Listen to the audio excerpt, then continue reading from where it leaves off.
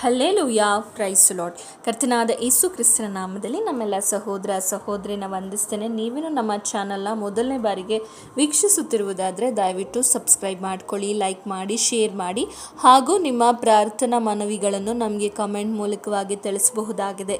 ಹಾಗೆ ನಿಮಗೆ ಪ್ರತಿನಿತ್ಯವೂ ನಮ್ಮ ಪ್ರಾರ್ಥನೆಗಳಿಗೆ ಜಾಯ್ನ್ ಆಗಬೇಕಾದಲ್ಲಿ ಪ್ರತಿನಿತ್ಯ ಸಂಜೆ ನಡೆಯುವ ಪ್ರಾರ್ಥನೆ, ಮಧ್ಯರಾತ್ರಿ ಪ್ರಾರ್ಥನೆ, ಕುಟುಂಬ ಪ್ರಾರ್ಥನೆ, ಹಾಗೆ ಬೈಬಲ್ ಸ್ಟಡಿಗೆ ಜಾಯ್ನ್ ಆಗಬೇಕಾದಲ್ಲಿ ಕೆಳಗೆ ಕೊಟ್ಟಿರುವಂಥ ವಾಟ್ಸಪ್ ಗ್ರೂಪ್ಗಳನ್ನು ನಂಬರನ್ನು ಸಂಪರ್ಕಿಸಬಹುದಾಗಿದೆ. ಕರ್ತನು ನಿಮ್ಮನ್ನು ಆಶೀರ್ವದಿಸಲಿ. ಈ ದಿನದಲ್ಲಿ ದೇವರ ಸಮ್ಮುಖದಲ್ಲಿ ನಾವೊಂದು ಪ್ರಾರ್ಥನೆಯನ್ನು ಮಾಡಬೇಕು.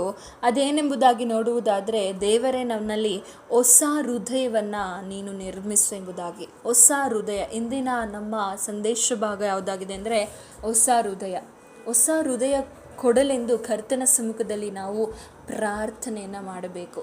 ಕೀರ್ತನೆಗಾರನು ನೋಡುವುದಾದರೆ ಶುದ್ಧ ಹೃದಯವನ್ನು ನಿರ್ಮಿಸು ಎಂಬುದಾಗಿ ಪ್ರಾರ್ಥಿಸುವುದನ್ನು ನಾವು ಕಾಣಲ್ಪಡ್ತೇವೆ. ಈ ಸಂದೇಶವನ್ನು ಪ್ರಾರಂಭಿಸುವುದಕ್ಕಿಂತ ಮುಂಚೆ ಒಂದು ಚಿಕ್ಕ ಪ್ರಾರ್ಥನೆಯನ್ನು ಮಾಡಿಕೊಳ್ಳೋಣ. ಪರಿಶುದ್ಧನೂ ಅತ್ಯುನ್ನತನೂ ಆಗಿರುವ ತಂದೆಯಾದ ದೇವರೇ, ನಿನ್ನ ನಾಮಕ್ಕೆ ಸ್ತುತಿ ಸ್ತೋತ್ರ ಉಂಟಾಗಲಿ. ಕೊಟ್ಟಂಥ ಸುಂದರವಾದ ದಿನಕ್ಕಾಗಿ, ಸಮಯಕ್ಕಾಗಿ ನಾವು ಸ್ತುತಿ ಸ್ತೋತ್ರ ವಂದನೆಗಳನ್ನು ಸಲ್ಲಿಸ್ತಾ ಇದ್ದೇವೆ. ದೇವರೇ, ಈ ವಾಕ್ಯವನ್ನು ಹೇಳುವಾಗ, ಮಾತನಾಡುವುದು ನಾನಲ್ಲ, ನನ್ನ ಸ್ವಂತ ಬುದ್ಧಿ ಜ್ಞಾನದಿಂದಲ್ಲ, ಪರಿಶುದ್ಧಾತ್ಮನೇ ನೀವು ಮಾತನಾಡಿ ಒಬ್ಬೊಬ್ಬರ ಹೃದಯದಲ್ಲಿ ಕಾರ್ಯ ಮಾಡಬೇಕಾಗಿ ಪ್ರಾರ್ಥಿಸ್ತೇವೆ. ನನ್ನ ಮರೆಮಾಚಿ ನೀನು ಪ್ರಕಟವಾಗಬೇಕಾಗಿ ಯೇಸುವಿನ ನಾಮದಲ್ಲಿ ಬೇಡಿಕೊಳ್ತೇನೆ ತಂದೆಯೇ, ಆಮೇನ್ ಆಮೇನ್.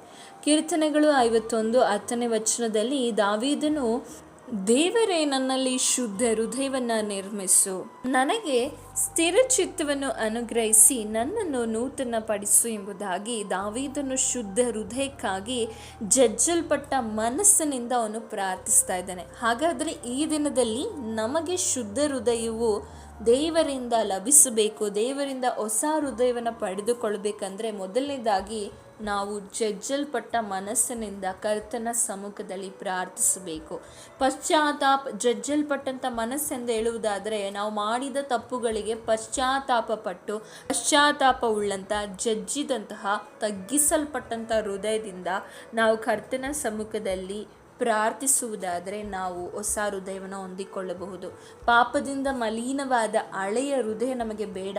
ಈ ತಪ್ಪಿತಸ್ಥ ಮನೋಭಾವದಿಂದ ಬಾಧಿತವಾದ ಹೃದಯ ಬೇಡ. ನೋಡಿ, ಮನುಷ್ಯನಿಗೆ ಮನೋರೋಗ ಉಂಟಾಗುವುದು ಎಲ್ಲಿಂದ ಅಂತ ಹೇಳುವುದಾದರೆ ಈ ಹೃದಯದಿಂದ.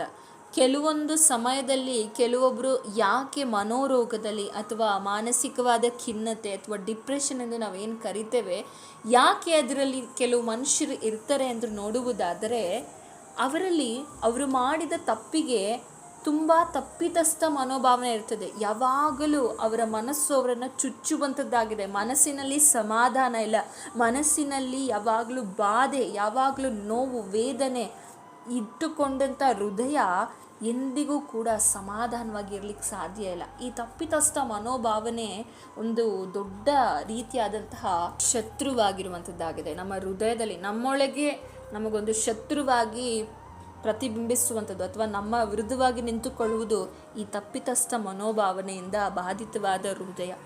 ದೇವರ ಸಮ್ಮುಖದಲ್ಲಿ ಮಲಿನವಾದ ತಪ್ಪಿತಸ್ಥ ಮನೋಭಾವನೆಯಿಂದ ಹೃದಯ ನಮಗೆ ಬೇಡ ಎಂಬುದಾಗಿ ಕೇಳಿಕೊಳ್ಳುವವರಾಗಿರಬೇಕು. ಕೆಲವು ಕಾಲ ಉನ್ನತ ಪರ್ವತಗಳಲ್ಲಿಯೂ ಕೆಲವು ಕಾಲ ಪಾತಾಳದ ಆಳವಾದ ಪಾಪದ ಗುಣಿಯೊಳಗೆ ಬೀಳುವ ಅಸ್ಥಿವಾರವಾದ ಹೃದಯ ನಮಗೆ ಬೇಡ. ನೋಡಿ, ಕೆಲವು ಸಮಯದಲ್ಲಿ ಉನ್ನತವಾಗಿ, ಇನ್ನು ಕೆಲವು ಸಮಯದಲ್ಲಿ ನೋಡುವುದಾದರೆ ಪಾತಾಳದ ಆಳವಾದ ಪಾಪದ ಗುಣಿಯಲ್ಲಿ ಬೀಳುವಂತಹ ಹೃದಯ.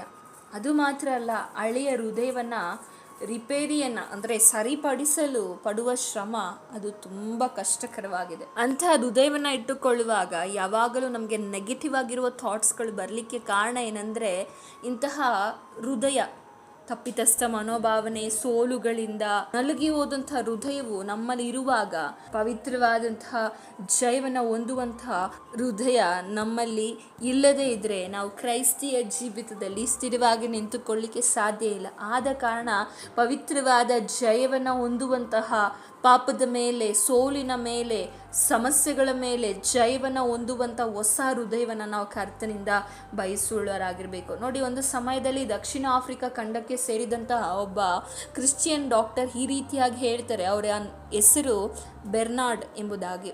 ಆ ವ್ಯಕ್ತಿ ಒಬ್ಬ ವ್ಯಾಧಿ ಉಳ್ಳ ಅಂತಹ ಹೃದಯವನ್ನು ತೆಗೆದು ಬೇರೆ ಒಂದು ಹೊಸ ಹೃದಯವನ್ನು ಅಳವಡಿಸಿ ತೋರಿಸಿದರು. ಅಂದರೆ ಹೃದಯವನ್ನು ಒಬ್ಬರ ವ್ಯಾಧಿ ಉಳ್ಳ ಹೃದಯವನ್ನು ತೆಗೆದು ಹೊಸದಾಗಿ, ಅಂದರೆ ಚೆನ್ನಾಗಿ ಕೆಲಸ ಮಾಡುವಂಥ ಹೃದಯವನ್ನು ಅಳವಡಿಸಿ ತೋರಿಸಿದರು. ನಾವು ಇಲ್ಲಿ ಕೇಳ್ತಾ ಇರುವಂಥದ್ದು ಈ ರೀತಿಯಾದ ರಕ್ತದಿಂದ ಮಾಂಸದಿಂದ ಕೂಡಿದಂತಹ ಖಂಡದ ಹೃದಯವಲ್ಲ, ಹೊಸ ಗ್ರಹಿಕೆ, ಹೊಸ ಯೋಚನೆ, ಹೊಸ ಕೃಪೆಗಳನ್ನು ಒಳಗೊಂಡ ಆತ್ಮೀಯವಾದ ಹೃದಯವನ್ನು ನಾವು ಕರ್ತನ ಸಮ್ಮುಖದಲ್ಲಿ ಕೇಳಬೇಕು. ಇಂದು ಯೇಸು ಸ್ವಾಮಿ ನಿಮ್ಮಲ್ಲಿ ಒಂದು ಪ್ರಶ್ನೆಯನ್ನು ಕೇಳ್ತಾ ಇದ್ದಾರೆ, ನನ್ನ ಮಗನೇ ಮಗಳೇ, ನಿನ್ನ ಹೃದಯವನ್ನು ನನಗೆ ಕೊಡಲಾರೆಯಾ ಎಂದು ದೇವರು ನಿಮ್ಮ ಸಮ್ಮುಖದಲ್ಲಿ ಕೇಳ್ತಾ ಇದ್ದಾರೆ. ಇಂದು ಅನೇಕರು ಹೃದಯಗಳನ್ನು ಅನೇಕರಿಗೆ ಕೊಟ್ಟು ನೋವನ್ನು, ಸಂಕಟವನ್ನು, ಬಾಧೆಯನ್ನು ಅನುಭವಿಸ್ತಾ ಇದ್ದಾರೆ. ಆದರೆ ನಿಮ್ಮ ಹೃದಯವನ್ನು ಯೇಸುವಿಗೆ ಕೊಡುವುದಾದರೆ, ಯೇಸುವಿನಿಂದ ನೀವು ಹೊಸ ಹೃದಯವನ್ನು ಬಯಸುವುದಾದರೆ, ಖಂಡಿತವಾಗಿಯೂ ನಿಮ್ಮ ಹೃದಯವನ್ನು ಸರಿಪಡಿಸಿ, ನಿಮ್ಮ ಹೃದಯವನ್ನು ಹೊಸದಾಗಿ ನೂತನವಾಗಿ ಆತನು ಕೊಡುವ ಆತನಾಗಿದ್ದಾನೆ. ನಾವು ನೋಡ್ತೇವೆ, ನಾವು ಆತನಿಗೆ ಅರ್ಪಿಸುವಾಗ, ನಮ್ಮಲ್ಲಿರುವುದನ್ನು ನಾವು ಆತನಿಗೆ ಅರ್ಪಿಸುವಾಗ ಆತನು ನಮಗೆ ಹೊಸದಾಗಿ ಚೆನ್ನಾಗಿರುವಂತಹ ಒಂದು ಹೃದಯವನ್ನು, ಒಳ್ಳೆಯದಾಗಿ, ಒಳ್ಳೆಯ ಗ್ರಹಿಕೆ, ಒಳ್ಳೆಯ ಆಲೋಚನೆ, ಒಳ್ಳೆಯ ಪಾಸಿಟಿವ್ ಆಗಿರುವಂತಹ ಆಲೋಚನೆ, ಯೋಚನೆ ಮಾಡುವಂತಹ ಹೃದಯವನ್ನು ಕರ್ತನು ನಮಗೆ ಕೊಡುವ ಆತನಾಗಿದ್ದಾನೆ. ನಾವು ನೋಡ್ತೇವೆ, ಈ ದಿನಗಳಲ್ಲಿ ನಾವು ಮನುಷ್ಯನಿಗೆ ನಮ್ಮ ಹೃದಯಗಳನ್ನು ಕೊಡುವಾಗ ಆ ಹೃದಯಗಳನ್ನು ಸರಿ ಮಾಡಲಿಕ್ಕೆ ಸಾಧ್ಯ ಇಲ್ಲ. ಸರಿ ಮಾಡದೇ ಇದ್ರೂ ಪರವಾಗಿಲ್ಲ, ಆದರೆ ಆ ಹೃದಯಗಳನ್ನು ತುಂಬ ಬಾಧೆಗೆ, ನೋವಿಗೆ, ತುಂಬ ಬಿರುಕುಗಳು, ತುಂಬ ಗಾಯಗಳು, ಹಾಗೆ ಅನೇಕ ವಿಧವಾದಂಥ ನೋವುಗಳನ್ನು ಉಂಟು ಮಾಡುವವರಾಗಿದ್ದಾರೆ. ಆದರೆ ನಿಮ್ಮ ಹೃದಯವನ್ನು ಕರ್ತನಿಗೆ ನೀವು ಒಪ್ಪಿಸಿ ಕೊಡುವುದಾದರೆ ಆತನ ಎಂದಿಗೂ ಕೂಡ ಅದನ್ನು ನೋವು ಮಾಡುವುದಿಲ್ಲ. ಯೇಸುವಿನಂತಹ ಹೃದಯ, ಯೇಸುವಿನಲ್ಲಿರುವಂಥ ಆ ಹೃದಯವನ್ನು ದೇವರು ನಮಗೆ ಕೊಡುವ ಆತನಾಗಿದ್ದಾನೆ.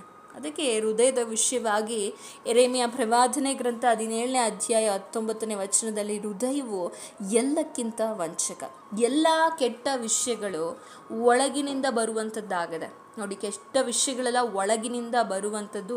ಆ ಒಳಗಿನಿಂದ ಬರುವಂಥದ್ದೇ ಮನುಷ್ಯನನ್ನು ಒಲೆ ಮಾಡುವಂಥದ್ದೆಂಬುದಾಗಿ ಸ್ವಾಮಿಯು ಸಹ ಮಾರ್ಕನು ಬರೆದ ಸುವಾರ್ತೆ 7ನೇ ಅಧ್ಯಾಯ 21ನೇ ವಚನದಲ್ಲಿ ನಾವು ಕಾಣಲ್ಪಡ್ತೇವೆ. ಹೆಸ್ಕೇಲನ ಪ್ರವಾದನೆ ಗ್ರಂಥ 36ನೇ ಅಧ್ಯಾಯ 26ನೇ ವಚನದಲ್ಲಿ, ನಾನು ನಿಮಗೆ ಹೊಸ ಮನಸ್ಸನ್ನು ಕೊಟ್ಟು ನಿಮ್ಮಲ್ಲಿ ನೂತನ ಸ್ವಭಾವವನ್ನು ಹುಟ್ಟಿಸುವೆನು, ಕಲ್ಲಾದ ಹೃದಯವನ್ನು ನಿಮ್ಮೊಳಗಿಂದ ತೆಗೆದು ಮೃದುವಾದ ಹೃದಯವನ್ನು ನಿಮಗೆ ದಯಪಾಲಿಸುವೆನು ಎಂಬುದಾಗಿ ದೇವರು ನಮಗೆ ವಾಗ್ದಾನ ಮಾಡಿದ್ದಾರೆ. ಹೊಸ ಮನಸ್ಸು, ನೂತನ ಸ್ವಭಾವ ಎಂದರೆ ಹೊಸ ಹೃದಯ. ಮತ್ತೆ ಹುಟ್ಟಿದಂತಹ ದೇವ ಮನುಷ್ಯನಿಗೆ ಕರ್ತನು ಕೊಡುವಂತಹ ಹೃದಯ ಈ ಹೊಸ ಹೃದಯವಾಗಿದೆ. ಈ ಹೊಸ ಹೃದಯವನ್ನು ಕೊಡ್ತೇನೆಂಬುದಾಗಿ ದೇವರು ನಮಗೆ ವಾಗ್ದಾನ ಮಾಡಿದ್ದಾನೆ. ಆ ಹೃದಯವನ್ನು ನಾವು ಪಡೆದುಕೊಳ್ಳಿಕ್ಕೆ ಕರ್ತನ ಸಮ್ಮುಖದಲ್ಲಿ ನಾವು ಪ್ರಾರ್ಥನೆ ಮಾಡಬೇಕು. ಪ್ರಾರ್ಥನೆ ಹೇಗೆ ಮಾಡಬೇಕಂದ್ರೆ, ತಗ್ಗಿಸಲ್ಪಟ್ಟ ಮನೋಭಾವನೆಯಿಂದ, ಜಜ್ಜಲ್ಪಟ್ಟ ಮನೋಭಾವನೆಯಿಂದ, ದಾವೀದನು ಕೀರ್ತನೆಯಲ್ಲಿ ಜಜ್ಜಲ್ಪಟ್ಟವನಾಗಿ, ತನ್ನನ್ನು ತಗ್ಗಿಸಲ್ಪಟ್ಟವನಾಗಿ, ಕರ್ತನ ಸಮ್ಮುಖದಲ್ಲಿ ತನ್ನನ್ನು ಬರಿದು ಮಾಡಿಕೊಂಡು ತನ್ನ ಹೃದಯವನ್ನು ದೇವರಿಗೆ, ತನ್ನ ಪಾಪದಿಂದ ತುಂಬಿದಂಥ ಆ ಹೃದಯವನ್ನು, ಬಾಚ್ಯವಳೊಟ್ಟಿಗೆ ಪಾಪ ಮಾಡಿದಂತಹ ಸಂದರ್ಭದಲ್ಲಿ ಅದಾದ ನಂತರ ಅವನು ಪಶ್ಚಾತ್ತಾಪ ಪಟ್ಟು ದೇವರ ಬಳಿಯಲ್ಲಿ, ಈ ಹೃದಯ ನನಗೆ ಬೇಡ, ಇಂತಹ ಹೃದಯ ನನಗಿರುವುದಾದರೆ ಕರ್ತನಿಂದ ನಾನು ದೂರವಾಗಿ ಬಿಡುತ್ತೇನೆ ಎಂಬುದಾಗಿ ಜಜ್ಜಲ್ಪಟ್ಟವನಾಗಿ ಆ ಪಾಪದ ತಪ್ಪಿತಸ್ಥ ಮನೋಭಾವನೆಯಿಂದ ಬಿಡುಗಡೆ ಹೊಂದಲಿಕ್ಕಾಗಿ ಕರ್ತನಿಂದ ನೂತನವಾದಂಥ ಹೃದಯವನ್ನು ಬೇಡಿ ಪಡ್ಕೊಂಡನು. ಆತನು ಆ ಹೃದಯದಲ್ಲಿ ಪಾಪ ಕ್ಷಮಾಪಣೆಯನ್ನು ಕೊಟ್ಟು ರಕ್ಷಣೆಯ ಸಂತೋಷವನ್ನು, ಪರಿಶುದ್ಧತೆಯ ದೈವಿಕ ಸ್ವಭಾವವನ್ನು ಆತನು ಕೊಡುವುದನ್ನು ಕಾಣಲ್ಪಡ್ತೇವೆ. ಯಾವಾಗ ನಮ್ಮಲ್ಲಿ ನೂತನ ಹೃದಯ ಬರ್ತದೋ ಅಲ್ಲಿ ಪಾಪ ಕ್ಷಮಾಪಣೆ, ಹಾಗೆ ರಕ್ಷಣೆಯ ಸಂತೋಷವನ್ನು, ನಿಮ್ಮ ಜೀವಿತದಲ್ಲಿ ಏನೇ ಸಮಸ್ಯೆ ಇರ್ಬೋದು, ನೋವಿರ್ಬೋದು, ಸಂಕಟ ಪ್ರಯಾಸಗಳಿರ್ಬೋದು, ಯಾವ ಮನುಷ್ಯನ ಹೃದಯದಲ್ಲಿ ರಕ್ಷಣೆಯ ಸಂತೋಷ ಇರ್ತದೋ ಅಂತಹ ಮನುಷ್ಯನ ಜೀವಿತ ಯಾವಾಗಲೂ ಕರ್ತನಿಗಾಗಿ ಮೀಸಲಾಗಿ, ಮೆಚ್ಚುಗೆಯಾಗಿ, ಸಾಕ್ಷಿಯಾಗಿರುವಂಥ ಜೀವಿತವಾಗಿರ್ತದೆ. ಹಾಗೆ ಪರಿಶುದ್ಧತೆಯನ್ನು, ದೈವಿಕ ಸ್ವಭಾವವನ್ನು ಅಂತಹ ಹೃದಯದಿಂದ ನಾವು ಕಾಣಲ್ಪಡಬಹುದಾಗಿದೆ. ಆದರೆ ಇಂದು ನಾವು ದೇವರ ಬಳಿಯಲ್ಲಿ ನಮ್ಮ ಹೃದಯಗಳನ್ನು ಕೊಡದೆ ಎಷ್ಟೋ ಸಮಯದಲ್ಲಿ ಮುರಿದು ಹೋದಂಥ ಮನಸ್ಸು, ಕೆಟ್ಟು ಹೋದಂಥ ಮನಸ್ಸು, ನೋವಿಗೊಳಗಾದ ಮನಸ್ಸು, ಬಾಧೆಗೊಳಗಾದ ಮನಸ್ಸನ್ನು ಮನುಷ್ಯನಿಗೆ ಕೊಟ್ಟರೆ, ಅಥವಾ ಇಂದು ಆ ಮನಸ್ಸನ್ನು ಸರಿಪಡಿಸಲಿಕ್ಕೆ ಅನೇಕ ವಿಧವಾದ ಬೋಧೆಗಳನ್ನು, ಎಷ್ಟೋ ಜನರು ಕುಡುಕುತನದಲ್ಲಿ, ಎಷ್ಟೋ ಜನರು ಬೇಡವಾದಂತಹ ಬೋಧೆಗಳಿಗೆ ಒಳಗಾಗಿ, ಸಂಬಂಧಗಳು, ಪಾಪದ ಕಾರ್ಯಗಳು, ಅನೈತಿಕವಾದ ಕಾರ್ಯಗಳು, ಇಂತಹ ಕಾರ್ಯಗಳನ್ನು ಮಾಡಿ ನನ್ನ ಹೃದಯ ಏನಾದರೂ ನಾನು ಸರಿಪಡಿಸ್ಕೊಳ್ಬೇಕು, ನನಗಿರುವಂಥ ಈ ನೋವು, ನನಗಿರುವ ಈ ವೇದನೆ, ನನಗಿರುವಂಥ ಈ ಬಾಧೆ, ನನಗಿರುವಂಥ ಈ ಶೂನ್ಯತೆ, ನನ್ನ ಹೃದಯದಲ್ಲಿರುವ ಶೂನ್ಯತೆಯನ್ನು ನಾನು ಹೇಗಾದರೂ ಮಾಡಿ ಸರಿಪಡಿಸ್ಕೊಳ್ಬೇಕು, ಆ ಶೂನ್ಯತೆಯನ್ನು ಹೋಗಲಾಡಿಸ್ಕೊಳ್ಬೇಕಂತ ಅನೇಕರು ಪ್ರಯತ್ನಿಸ್ತಾ ಇದ್ದಾರೆ. ಸಹೋದರ ಸಹೋದರಿಯರೇ, ಇಂದು ಶೂನ್ಯತೆಯನ್ನು, ನಿಮ್ಮ ಹೃದಯದಲ್ಲಿರುವ ಶೂನ್ಯತೆಯನ್ನು, ನಿಮ್ಮ ಪಾಪದ ಹೃದಯವನ್ನು ಸರಿಪಡಿಸಲಿಕ್ಕೆ ಕರ್ತನಾದ ಯೇಸು ಕ್ರಿಸ್ತನಿಗೆ ಮಾತ್ರ ಸಾಧ್ಯ. ಕೀರ್ತನೆಗಳು 147ರಲ್ಲಿ ವಚನ ಹೇಳ್ತದೆ, ಮುರಿದ ಮನಸ್ಸುಳ್ಳವರನ್ನು ವಾಸಿ ಮಾಡಿ ಅವರ ಗಾಯಗಳನ್ನು ಕಟ್ಟುವಾತನಾಗಿದ್ದಾನೆ. ಮುರಿದ ಮನಸ್ಸನ್ನು ವಾಸಿ ಮಾಡಲಿಕ್ಕೆ ಯಾವ ವೈದ್ಯನಿಂದ ಆಗಲಿ, ಯಾವುದೇ ವಿಧವಾದಂತಹ ಸೈಕ್ಯಾಟ್ರಿಸ್ಟಿಂದ ಆಗಲಿ, ಕೌನ್ಸಿಲಿಂಗ್ ಮಾಡುವವರಿಂದಾಗಲಿ ಸಾಧ್ಯ ಇಲ್ಲ.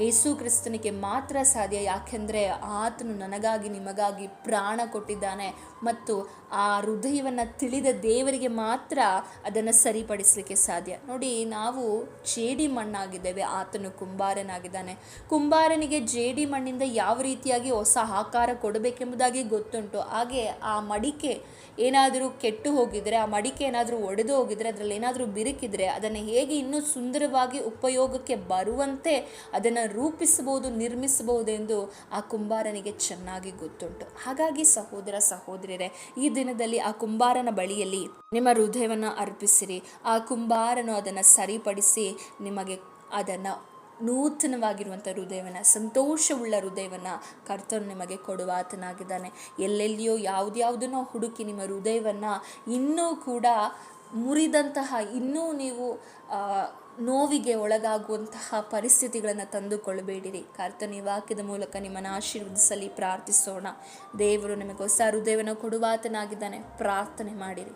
ಪ್ರಾರ್ಥಿಸುವಾಗ ದೇವರ ಬಳಿಯಲ್ಲಿ ಕೇಳಿರಿ. ಜಜ್ಜಲ್ಪಟ್ಟ ಮನೋಭಾವನೆಯಿಂದ ಕೇಳುವುದಾದರೆ ಕರ್ತನು ಖಂಡಿತವಾಗಿಯೂ ಅದನ್ನು ನಿಮಗೆ ಕೊಡುವಾತನಾಗಿದ್ದಾನೆ. ದೇವರ ವಾಕ್ಯದ ಮೂಲಕ ನಿಮ್ಮನ್ನು ಆಶೀರ್ವದಿಸಲಿ. ಪ್ರಾರ್ಥಿಸೋಣ. ಪರಿಶುದ್ಧನಾಗಿರುವ ದೇವರೇ, ನಿನ್ನ ನಾಮಕ್ಕೆ ಸ್ತೋತ್ರವಾಗಲಿ. ಕೊಟ್ಟಂಥ ಸುಂದರವಾದ ದಿನಕ್ಕಾಗಿ, ಸಮಯಕ್ಕಾಗಿ ಸ್ತೋತ್ರ. ಒಳ್ಳೆಯ ವಾಕ್ಯದ ಮೂಲಕ ನಮ್ಮನ್ನು ಬಲಪಡಿಸಿದ್ದೀರಾ.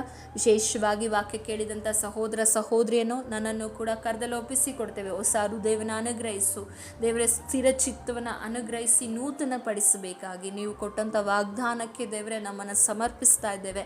ಈ ಸಮಯದಲ್ಲಿ ದೇವರೇ, ವಾಗ್ದಾನದ ಪ್ರಕಾರ ನಮಗೆ ನೂತನ ಹೃದಯವನ್ನು ಅನುಗ್ರಹಿಸಿ ನೀವು ಕಾರ್ಯ ಮಾಡಬೇಕಾಗಿ ಎಲ್ಲ ನಿಮ್ಮ ಕರದಲ್ಲಿ ಒಪ್ಪಿಸಿ ಕೊಡ್ತೇವೆ. ಯೇಸುವಿನ ನಾಮದಲ್ಲಿ ಬೇಡಿಕೊಳ್ತೇವೆ ತಂದೆ. ಆಮೇನ್ ಆಮೇನ್.